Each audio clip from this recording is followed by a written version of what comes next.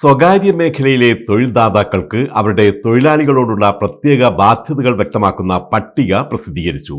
UAE മാനവ വിഭവശേഷി സ്വദേശിവൽക്കരണ മന്ത്രാലയമാണ് പട്ടിക പുറത്തുവിട്ടത്. ഇതനുസരിച്ച് തൊഴിലാളിയുടെ ഔദ്യോഗിക രേഖകൾ പിടിച്ചെടുക്കുകയോ തൊഴിൽ ബന്ധം അവസാനിച്ചാൽ രാജ്യം വിടാൻ നിർബന്ധിക്കുകയോ ചെയ്യരുതെന്ന് വ്യക്തമാക്കിയിട്ടുണ്ട്. തൊഴിലാളികൾക്ക് അനുയോജ്യമായ പാർപ്പിടം നൽകുക അല്ലെങ്കിൽ പാർപ്പിടത്തിനുള്ള അലവൻസ് നൽകുക, തൊഴിലാളിയുടെ ചികിത്സാ ചെലവുകൾ വഹിക്കുക, തൊഴിലാളിയുടെ തൊഴിൽ കരാർ അവസാനിക്കുമ്പോൾ എക്സ്പീരിയൻസ് സർട്ടിഫിക്കറ്റ് സൗജന്യമായി നൽകുക, സുരക്ഷിതവും അനുയോജ്യവുമായ തൊഴിൽ അന്തരീക്ഷം സൃഷ്ടിക്കുക തുടങ്ങി തൊഴിലാളികൾക്ക് അനുകൂലമായ ഒട്ടേറെ കാര്യങ്ങളാണ് പട്ടികയിൽ ഉൾപ്പെടുന്നത്.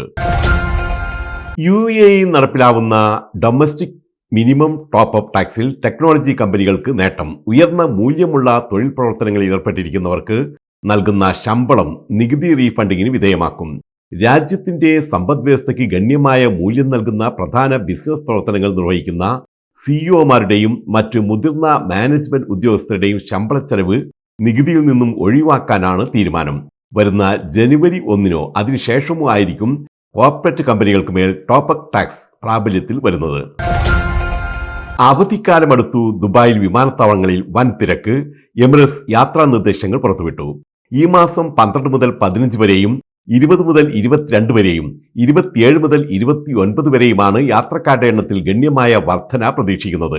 ഈ ദിവസങ്ങളിൽ ദുബായ് ഇന്റർനാഷണൽ എയർപോർട്ടിൽ നിന്നുള്ള പ്രതിദിന യാത്രക്കാരുടെ എണ്ണത്തിൽ 20% വർധനവാണ് പ്രതീക്ഷിക്കുന്നത്.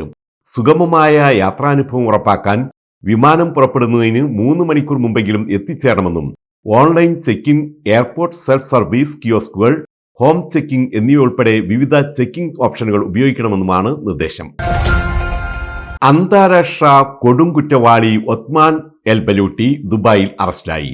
ബെൽജിയത്തിന്റെ മോസ്റ്റ് വാണ്ടഡ് കുറ്റവാളിയായ ഒത്മാൻ അന്താരാഷ്ട്ര മയക്കുമരുന്ന് കടത്തുകാരിൽ ഒന്നാമനായാണ് കണക്കാക്കപ്പെടുന്നത്. രാജ്യാന്തര സംഘടിത കുറ്റകൃത്യങ്ങളിലും മയക്കുമരുന്ന് കടത്തിലും പങ്കാളിയായതിന് അന്താരാഷ്ട്ര റെഡ് നോട്ടീസ് പുറപ്പെടുവിപ്പിക്കപ്പെട്ട വ്യക്തിയാണ് ഒത്മാൻ എൽ ബലൂട്ടി. സൗദി അറേബ്യയിലെ റിയാദ് മെട്രോ ബ്ലൂ ലൈനിൽ പുതിയ സ്റ്റേഷനുകൾ തുറന്നു.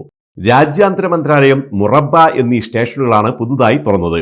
വലയ സ്ട്രീറ്റിനെ ബത്തയുമായി ബന്ധിപ്പിക്കുന്ന ബ്ലൂ ലൈൻ ഈ മാസം 1-നാണ് പ്രവർത്തനം ആരംഭിച്ചത്. രണ്ടാം ഘട്ടത്തിൽ കിങ് അബ്ദുള്ള റോഡിനെ ഉൾക്കൊള്ളുന്ന red line, king Abdul Aziz റോഡിനെ ഉൾക്കൊള്ളുന്ന ഗ്രീൻ ലൈൻ എന്നിവ ഈ മാസം 15-ന് പ്രവർത്തനം ആരംഭിക്കും. കുവൈത്തിൽ വിദേശികൾക്ക് നികുതി ചുമത്താൻ നീക്കം. സാങ്കേതിക സേവനങ്ങൾ ഉൾപ്പെടെയുള്ള ചില മേഖലകളിൽ നിന്നുള്ള വരുമാനത്തിന് മേൽ വിദേശികൾക്ക് 5% നികുതി ചുമത്താനാണ് നീക്കം. ഇതിനുള്ള കരട് തയ്യാറായിട്ടുണ്ട്. UAE തുടർന്ന് കുവൈത്തിലും ഉടൻ കോർപ്പറേറ്റ് നികുതിയും നടപ്പിലാകും. കുവൈത്ത് ആസ്ഥാനമായുള്ള ബഹുരാഷ്ട്ര കമ്പനികൾക്കും നിയമം ബാധകമായിരിക്കും. ഉമ്മുൽ ഖുവൈൻ KMCC സംസ്ഥാന കമ്മിറ്റി ഈദ് അൽ ഇത്തിഹാദ് ആഘോഷിച്ചു. ഉമ്മുൽ ഖുവൈൻ ഇന്ത്യൻ അസോസിയേഷന്റെ ഷെയ്ഖ് സായിദ് ആലിൽ നടന്ന ആഘോഷ പരിപാടികൾ പാണക്കാട് സയ്യിദ് സാദിഖ് അലി തങ്ങൾ ഉദ്ഘാടനം ചെയ്തു. KMCC acting president Ashkar Ali Thiruvathra അധ്യക്ഷത വഹിച്ചു. മുസ്ലിം ലീഗ് സംസ്ഥാന സെക്രട്ടറി അഡ്വക്കേറ്റ് PMA സലാം, സംസ്ഥാന വനിതാ league vice president Sajida Naushad, UAE KMCC general secretary Anwar Naha എന്നിവർ ആശംസകൾ നേർന്നു.